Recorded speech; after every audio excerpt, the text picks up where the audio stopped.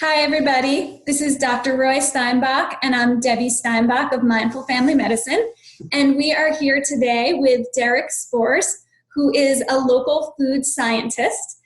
So, Derek, it's so great to have you with us today. Will you tell us a little bit about yourself and actually what a food scientist is? Certainly, yeah. Food science is kind of a unknown major, but my undergrad degree is food science. I have a degree from University of Wisconsin-Madison. It's something that kind of runs in my family. My older brother and younger brother also have food science degrees. And we are the ones that we kind of take multiple scientific disciplines and with the narrowing it down all to the food aspects.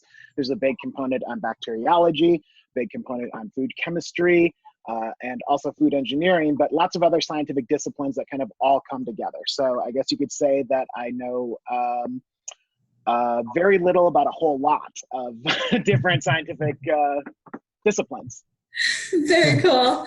And why we have Derek with us today is as a nutritionist and a holistic pediatrician, we've been getting tons of questions from people about what safety precautions people need to take around food during this COVID-19 pandemic. So we brought Derek on with us, and we've compiled some of the most asked questions that we've gotten from our patients, from our clients, and even from family and friends. And Derek is here to help us sort through some of those questions and give us some answers today. Okay. So the first and most common question that comes up is, how do we safely clean raw vegetables and produce during this time? Right. Yeah, that's a big one that my wife and I have questioned ourselves. And when this first started to become a really big issue, several weeks, months ago, I was unsure myself. So I had to do a lot of research. I have a product development lab, and we send samples out to clients and that type of thing. And we're wondering, like, is it even safe for us to send stuff? Because when we make it, we don't know if we're carrying it yet. So much of all of this comes down to probabilities and risk. But ultimately, what we believe we know right now, at least, with the novel virus we are learning rapidly, is that this is a respiratory infection. It's not a foodborne pathogen. It's not like E. coli or salmonella, something like that. Eating it does not seem to be a vector for getting the virus. So what your true risk is with food is contamination from the surfaces, packaging, that type of thing, the smear technique, I guess you could call it. Mm-hmm. And so there is some risk to that, but not a huge risk to food in general, really.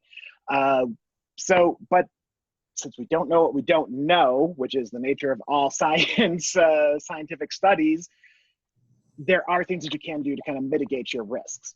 So things like fresh fruit, vegetables, that type of thing. What we do in my own home is that we just wash them. We scrub them, sometimes with a little bit of soap. This virus is a fat enveloped virus. So things that are can dissolve that fat, wash it away, will make it go. Now, something else that you could do, depending on where you fall in the risk management spectrum here, like, are you high risk for severe issues if you do contract this, or where's your own level of fear of this? Bleach is a great thing to use. So most of your fresh produce has been put through a chlorine bath during processing anyways, whether it's natural, organic, anything. That's a very, very common thing. So if you really were concerned about things like a bell pepper that you are going to eat the entire thing of, you could simply dip it in some chlorine for like 1 to 2 minutes. The typical concentrations would be less than 200 parts per million is the maximum amount by the FDA. But that amount, according to Department of Homeland Security, is sufficient for killing the virus. So that level would be, I wrote it down here, about a tablespoon of bleach in a gallon of water. That's it. That's going to give you 200 parts per million. Yeah. That assumes that you have standard 5.25% sodium hypochlorite bleach, which most of them are. If you have one that's a concentrate, something like that, make your adjustments on there. Ideally, it's just plain old bleach. It doesn't have fragrances or thickeners in there, but it'd be better than nothing. So take your fruit, vegetables, produce, whatever it may be, dip it in that 1 tablespoon per gallon for 1 to 2 minutes, and then rinse off the residual chlorine. Typically 50 to 200 parts per million works. So you could do the math on that. That 1 teaspoon into a gallon would give you over 50 parts per million. But the research does say that 200 parts per million would be a good kill level. Less probably is as well, but it's easy just to add 2 more teaspoons, right? So tablespoon, rinse it off. You should be good. That's great. And so the way that I've kind of fleshed this stuff out in my head is I've kind of broken food, or fresh produce rather, down into 3 categories. So there's like the things like the apples and the avocados that are really easy to wash. And what we've been doing with those in our house is basically treating those like we're washing our hands, and basically taking like a soapy water and washing them for about 20 seconds. Because we haven't been like bleaching our apples and stuff like that, and then putting them in the fridge. So is that method sufficient for those things that have like a great surface area that you're able to really come in contact with all of it? Yeah, I mean, it really seems to be. Like, from what we know about this virus, it's not a particularly robust or strong virus. It's easily killed, It's easily removed. So doing that is going to be fine. You want to make sure you don't use an overly perfumey soap or something like that. That would, it's still going to be food grade. It's going to be safe to consume, but it might, you don't really want a fruity apple, right? That type of perfumey smell on there and aroma, but that certainly does seem to be sufficient. And even if you did nothing, if you were to consume it, it's not going to infect you through your digestive tract. It has to get into your respiratory system. Right. What I read was like the bigger risk in the example that I'm giving is you eat an apple that may have been contaminated and then you touch your eyes, or, Yes, eyes, and particularly your nose is the biggest pathway. So I'm constantly telling people, just don't pick your nose. Harder for his patients. Yes, exactly. little kids, you can say it all you like. But... Exactly. And then my category of foods are things that can be peeled. And so things like a potato or winter squashes. And so what we've been doing in our house is kind of just like when we get them home, we're not wetting them, or doing anything to them. We're just kind of setting them aside in our fruit basket, or even in just the corner of our pantry. Our countertop.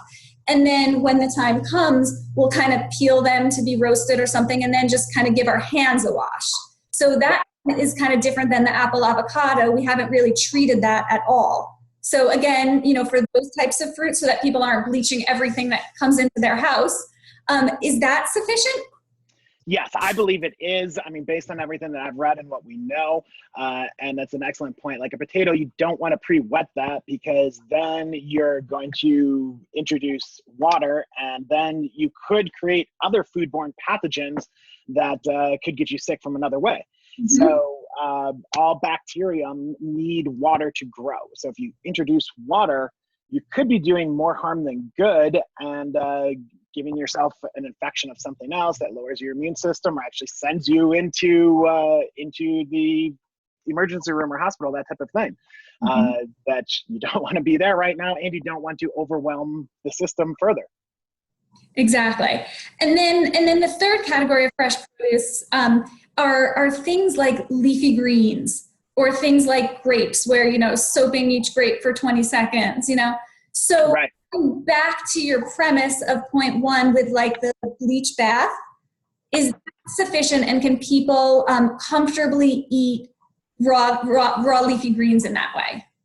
Yes, I mean, we still do in my own house. Now, things like grapes, that type of thing, you could, and that's something kids kind of like to eat as well, and harder to get them to not touch their face and that type of thing. But, you could dip that in the bleach if you wanted to. Leafy greens, you could even do that as well. It's a little bit hard to rinse it out, that type of thing. But for leafy greens, what I personally do is I just buy the pre-boxed stuff that's already been boxed up.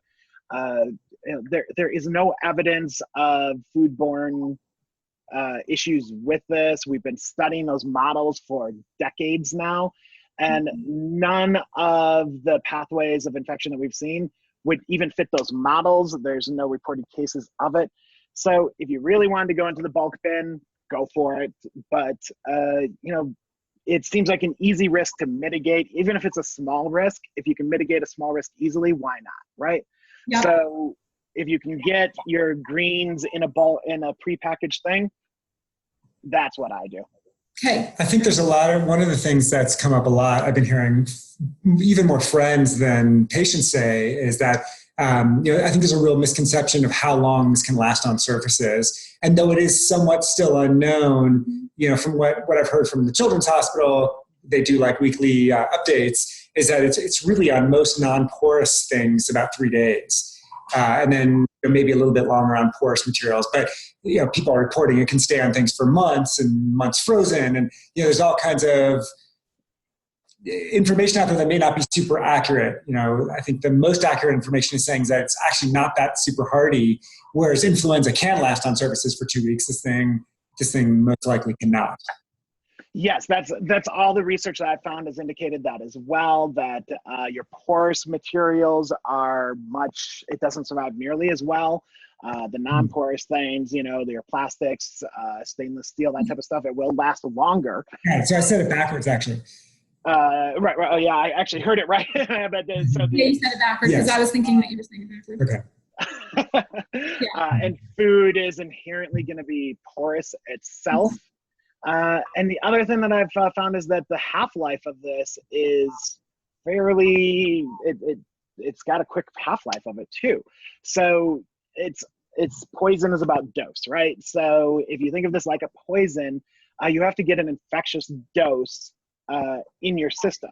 So half-life of somewhere between 13 to 16 hours, I believe, is what I've seen of most recently. But again, it's a novel virus, which means it's brand new, right? So we are learning as rapidly as we can, but we don't know what we don't know yet. But yes, so in that vein, like prepackaged food, FDA, it was about 2 weeks ago now, had a stakeholders conference call addressing a lot of different concerns of food manufacturing plants. I work with a lot of food manufacturing plants with my own business, and so I have to stay up to date on these things. And they've even said that someone asked a question, what if someone in the production facility tests positive?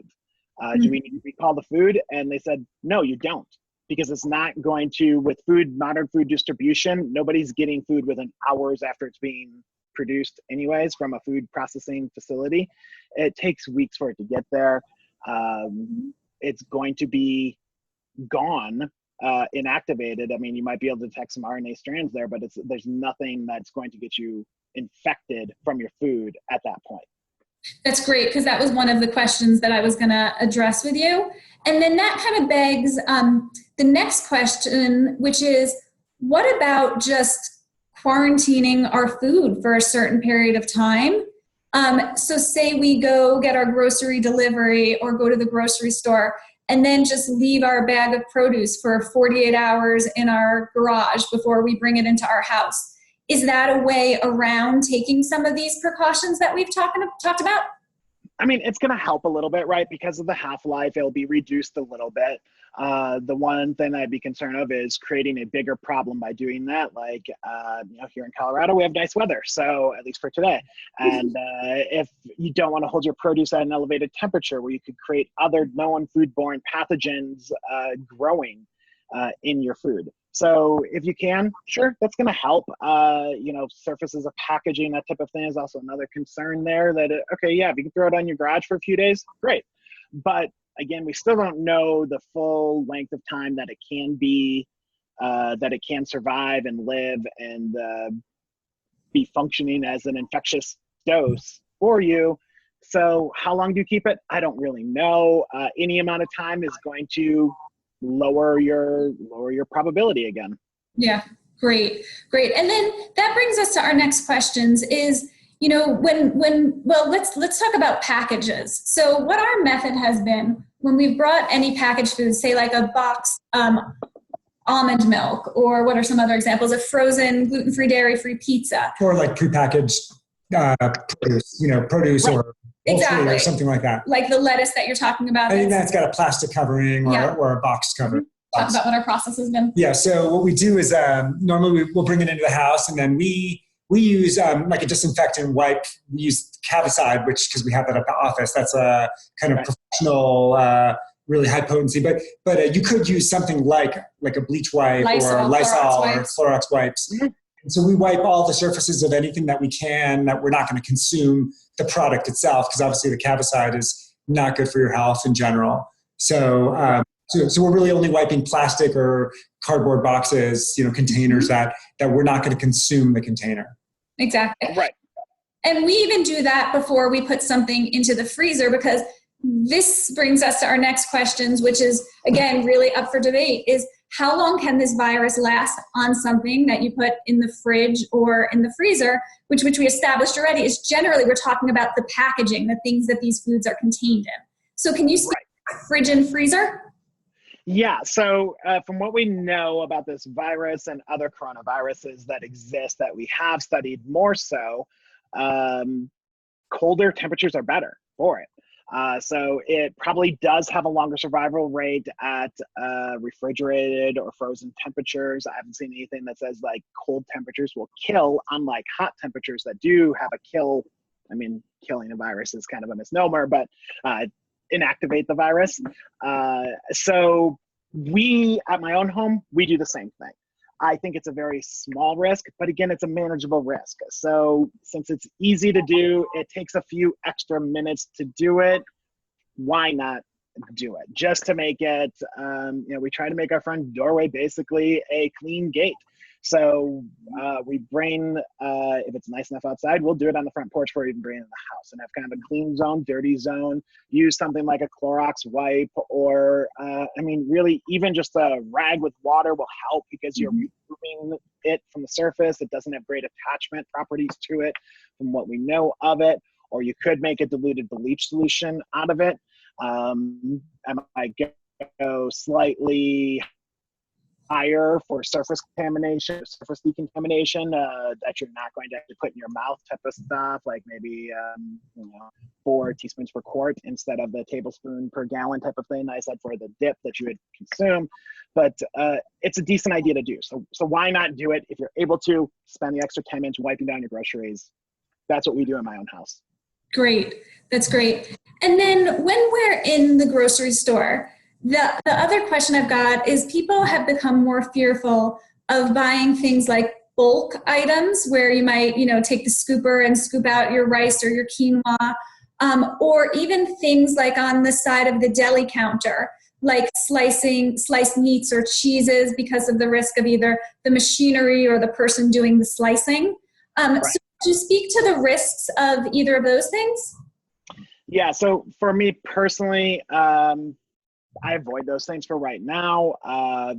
It's a small risk, but if I can get a similar item that's sufficient for me in a prepackaged form, I'm going to go ahead and just do that, because, we all live in a world of statistics and probability, and a lot of us are just a lot more aware of it now. As a scientist, I walk around all day thinking of these type of things, but most people do not, right? So probability, okay, so what are the odds of that stuff being infected? Well, the more people that contact it, then your greater your chances, right? So there's this perhaps a slightly increased risk of something being contaminated from the bulk bins or from the deli counter, that type of thing. There's a lot of pathways that have to happen with more probability going on top of it. When you do the statistics of it, you're probably going to be fine. But what risk are you willing, comfortable with taking? Another consideration I do is, are you going to cook that later? Because heat definitely will deactivate the virus fairly easily. It's not a strong virus that we know of. So is there a certain temperature and duration that are needed to deactivate the virus? Yes. So, the research does vary, but I believe it was Department of Homeland Security said that 56 degrees Celsius, which would be around 133 degrees Fahrenheit does seem to deactivate it. I've So seen very some low. other, yeah, that's pretty low. Yeah. And that's within what's considered the danger zone for typical food prep, right? Because that's where bacteria can still grow around that temperature. Typically, you consider 140 Fahrenheit and above to be a kill temperature for bacterial type of infections. I've seen some other research that says up to 150 degrees, but typically your cooking temperatures are going to do it, you know, within about a minute of that time, 1 to 3 minutes of that time. So anything like that, yeah, you have slightly lower risk of the contamination from your food by having something that will be heated or is already hot. Great. That's great. And then that naturally takes us into the next question, which we haven't done, is takeout food. Yes. This is something that I initially was like, well, we can't possibly do takeout, but what about my favorite restaurants? Like, I mean, this is really dire for them, right? My wife and I love to go to Dots every Friday morning, and we skipped it for a week, and that was about all I could take of it. So I started doing research on it, and the reality is that it actually is quite safe. In fact, you could even make an argument that it's safer than going to the grocery store yourself. The single biggest single easiest way to catch this seems to be people, being around the people, right? So if you are going to the grocery store to prepare your own food and you go yourself versus doing pickup or delivery or something like that, you have a lot more risk of exposure. So going back to the nerdy aspect of living in the world of probability and statistics here, like if you think this through, so in order for takeout to cause you to get coronavirus, you would have to have the person that's doing your food prep would have to be contaminated with the virus themselves. Then you would hope that if it's a restaurant you're going to, if they're sick, they're not coming in, especially now where most places are like the owner or a small staff actually running the place right now. But so they have to have it, and then they have to be shedding it. Then they have to transfer a sufficient quantity, a sufficient dose to your food. Then you need to get that from the food, most likely into your nose. Your mouth isn't a good transmission point of it. Your eyes are even not that great of one, but it could happen with your eyes. Your nose is your biggest thing right there. So then let's say like even something that you're eating with your hands, like a pizza, someone would almost have to like cough or sneeze on your food. And then if they have it, and then they would have to still serve that to you, which you hope wouldn't happen, but it certainly could, right? And then you need to transfer that to your hands with a sufficient quantity of the dose.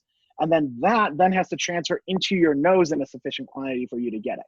So any one of those things doesn't happen, the whole chain breaks down and you don't get infected. So even oral mucous membranes don't seem to be like a route to infection? So the oral mucus, there is a slight chance of it. From what I've read, it's mostly your nose is your danger spot. But while you're eating food, you're also producing saliva. And saliva, since this is a fat-enveloped virus, saliva has some protease enzymes in it as well, proteolytic enzymes that's going to break down proteins and get the shell there, or go through the shell, break down the RNA strands that forms the virus of this. And also when you're swallowing, it kind of closes off your respiratory things. Like if it didn't, it would choke every time you ate, right? So while there is some risk to it, yes, but really remarkably small. And so when you think of statistics, like you flip a coin, each time you flip it, you got a 50-50 chance of it coming up heads, right? But if you were to say, what are your chances of getting heads 3 times in a row? That's the same type of analogy that you'd use for this. So if all those change, you take the probability of each one of those, which each one is probably fairly low probabilities anyways. You have to multiply each one by the next one, by the next one, by the next one.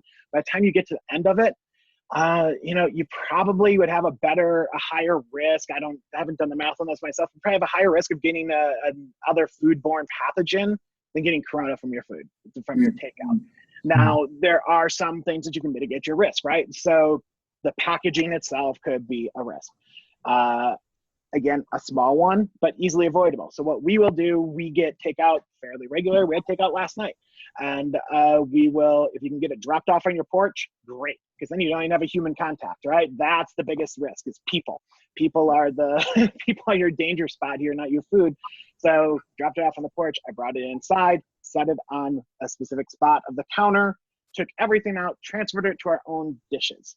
And then just to further mitigate the risk of, especially with kids in the house, of getting from your hands to your nose, eyes, mouth, that type of thing, use silverware. So we transfer it to our own dishes, silverware, wash our hands thoroughly, and then as soon as we're done eating, wash our hands again.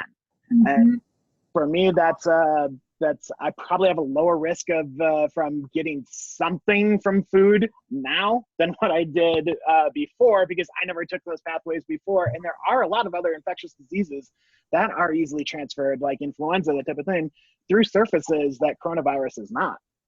Do you think there's value to reheating the food to a higher temperature once it comes to your house? If it's something like, for example, Thai food. The thing I'm really missing is Thai food. Yes, I know. Yeah. So it's another thing that, like, if it's already hot, sure, go ahead and heat it up again. You don't have to get it that hot to do it. And then, feel free to use your hands with it, that type of thing. Right. So it's all a small risk, but I mean, I'll even get takeout salads type of thing, because I'm just going to be very careful to, like I tell all of my friends and family, I'm not going to pick my nose while I'm eating my food. Yeah. Probably good practice anyway. It's generally a good practice, right? I'm guessing everyone at your table appreciates that. Yes. And I don't want to get super off topic, but the word shedding came up. And as two people that are more in the medical field than me, I think even I'm not quite sure what shedding is, and I'm guessing the layperson watching this isn't either. So could you guys speak for like a second? Like what I've felt a lot going into the world, even on our hiking trail, is that we kind of joke that it feels like everyone is looking for like the boogeyman that's out there. It's nobody quite knows exactly like how this is passed, and and if you seem healthy, it's been said that you could still be shedding the virus. So what does shedding mean? It's not like lice that's like jumping off your head onto people, so can you guys speak to this? Sure. Yeah, I think Roy might be a better one to speak to this one. Yeah, well, I think in general, there needs to be a mechanism for shedding. It's not like it just kind of seeps out of your pores. There were rumors in the beginning that it's carried in the air. And well, most viruses are carried in the air. After you sneeze or cough, they become aerosolized, and then you have to be around it. Or for example, some viruses, I don't think it's this one, but some viruses are shed through our bowel movements, or our mucous membranes, our mucus, like our snot or something like that. So you need to be exposed to that. They even showed that the latest reports I saw were that household members of positive people who were positive for corona only had about a 10% infection rate. So it's clearly virulent and people are getting infected. It's a worldwide pandemic. It's more of a problem because we don't know who has it, because a lot of people don't have symptoms and they wipe their nose and they touch a surface, and you touch the surface and wipe your nose, then that's how you're getting it. But and I think we should be extra cautious. I like the extra precautions because I think we need to look at this from a public health issue.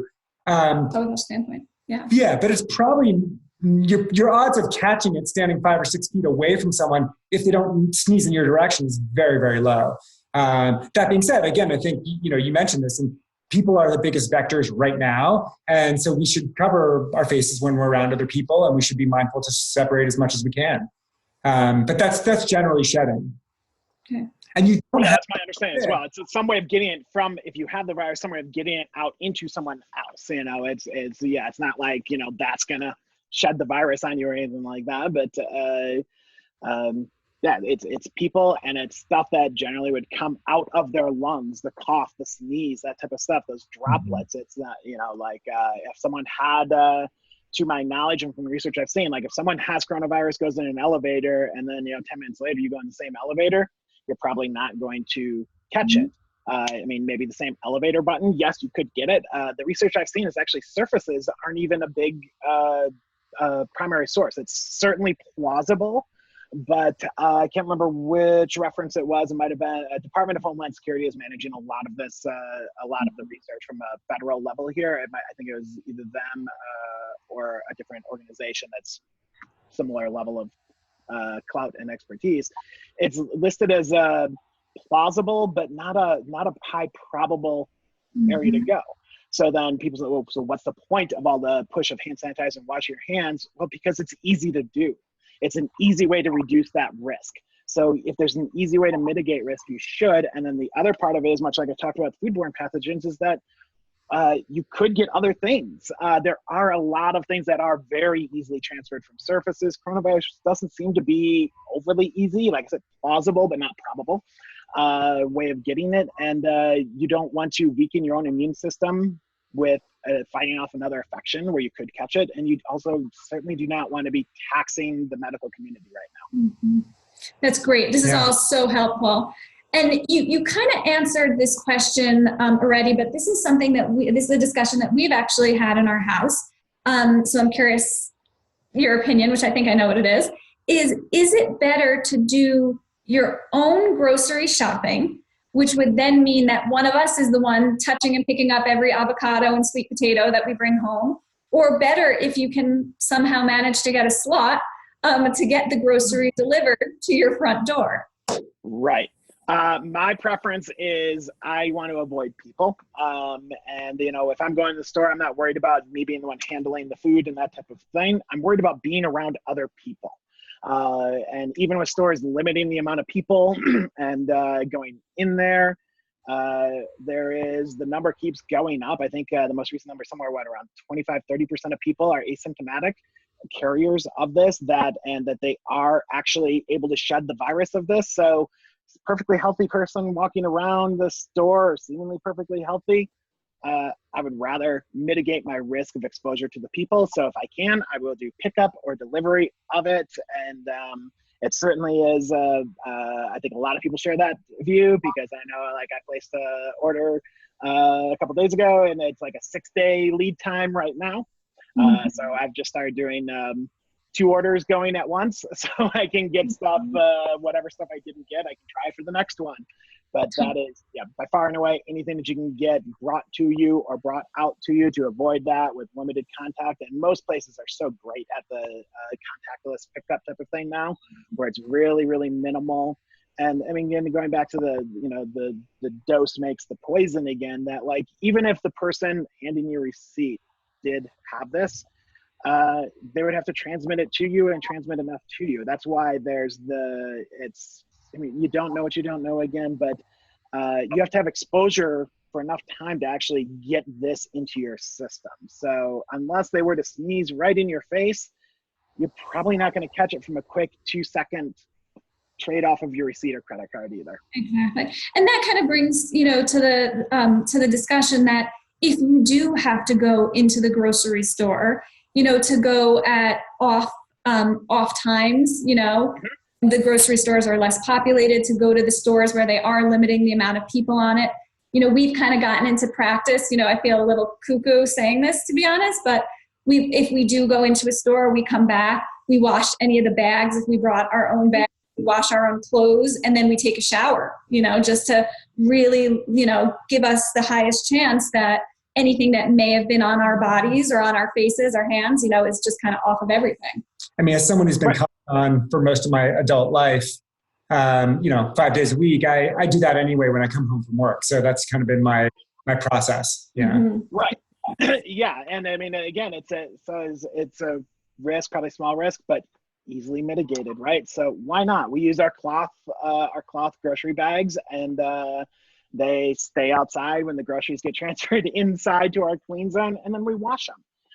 Just simple hot water and soap is going to make those renewed and good to go. So yeah, it's the amount of time that you have, and also factoring in what is the potential downside of catching this. If you have immune compromised systems already, if you're older, if you have asthma, that type of thing, then take a little bit more time and effort. And a lot of people have more time on their hands right now anyway. So why not spend 5 or 10 minutes just to mitigate a risk, no matter how small it is?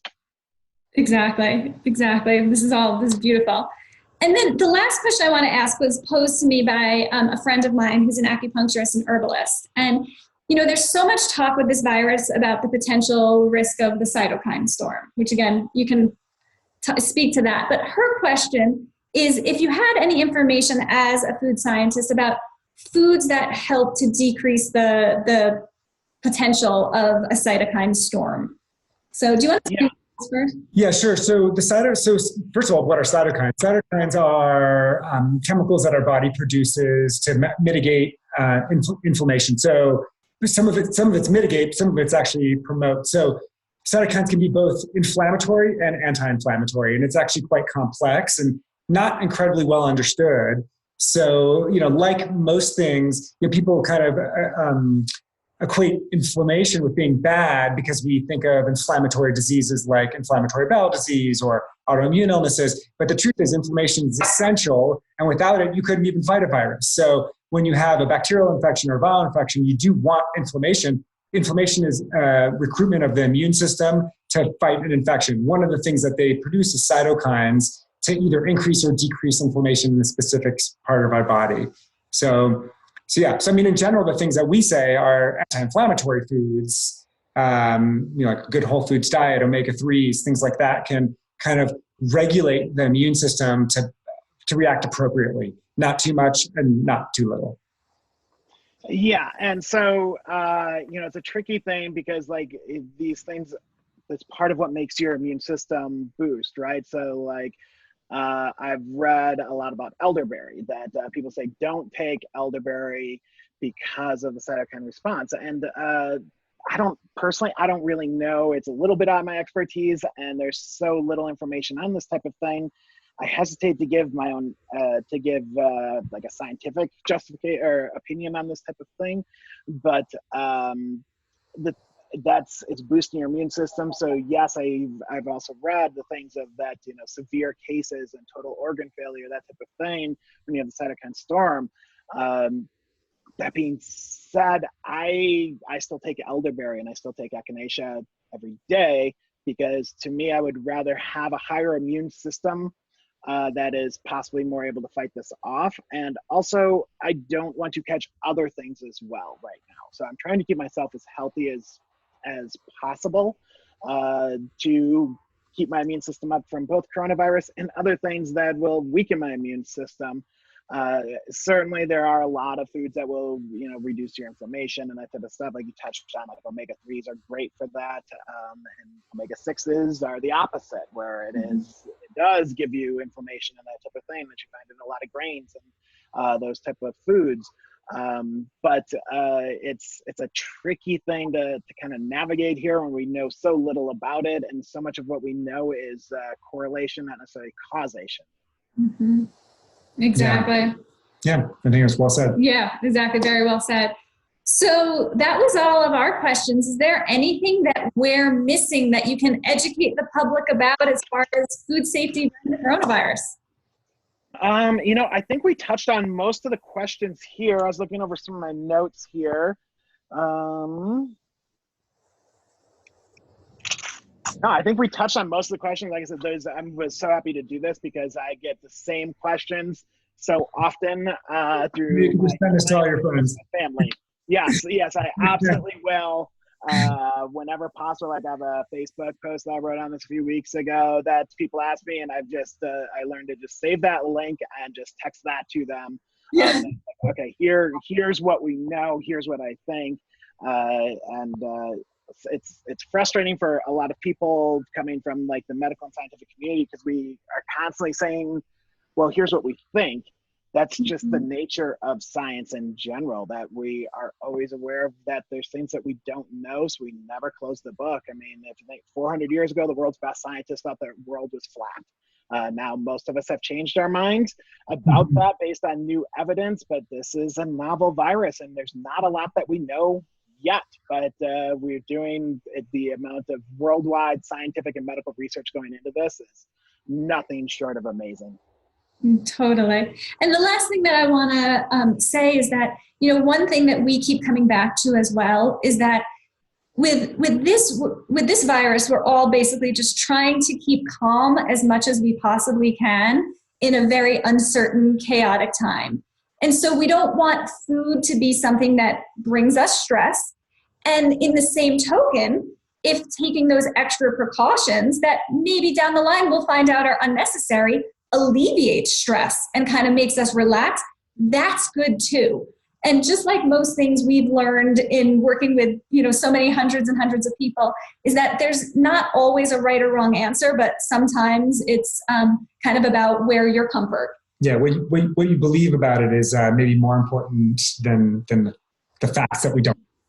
Yes, because there's so much unknown, so much stress over this right now, and we all know that stress is bad for your immune system, bad for your health in general.